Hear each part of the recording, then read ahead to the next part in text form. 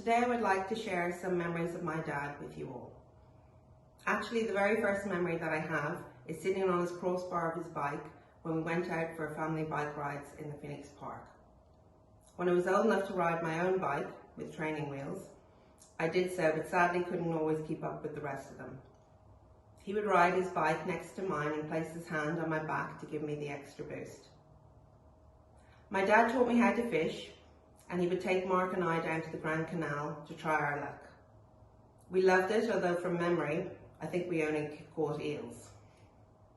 I would also tag along on their hunting trips to Sligo, following them and picking flowers along the way. I have wonderful memories of Dad taking me to the ballet and to lots of musicals too. It was Dad who took me to my very first concert, Christa Berg. What a night it was, and I'll never forget it. Dad was a gentle, calm and loving dad. He never raised his voice and was always fair. He would always stick up for us too, no matter what. When I was a young nurse, I found myself getting picked on by one of the senior nurses. I was so upset and ran home in floods of tears. Dad told me not to worry. He ended up writing a letter to that nurse's boss, and what do you know, that nurse never bullied me again. On the day I got married, Dad and I were the last ones left at home, as everyone else had left to go to the church. We were very calm, and our car arrived, and off we set off to the church. About halfway there, I said, "Dad, where's my bouquet?"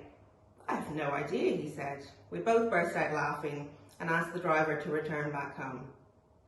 Once there, we realised that neither of us had a key to get into the house, so we both had to go door knocking on the neighbours' houses, me in my wedding dress. Eventually, we got a spare key and the missing bouquet and headed back to the church, where we laughed most of the way there and arrived fashionably late. Since living in Australia, I was still lucky enough to see lots of my dad, as his brother Carl and his family also lived here. Mum and Dad would visit regularly, and sometimes Dad on his own.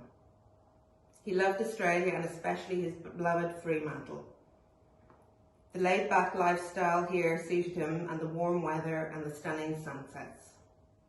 Mum and Dad even ended up buying an apartment here. I have lots of photos which Dad took from his camera while over here. Needless to say, there were lots of photos of birds, flowers, grandchildren and sunsets of South Beach. Daddy, I will carry you with me for the rest of my life.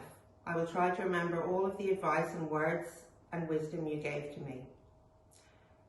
During the last few years, when people asked my dad how he was, his reply was, "Well, I'm okay, but I'm now in the departure lounge, as you know." Well, it looks like your days in the departure lounge, Dad, are finally over, and you get to board your final flight home.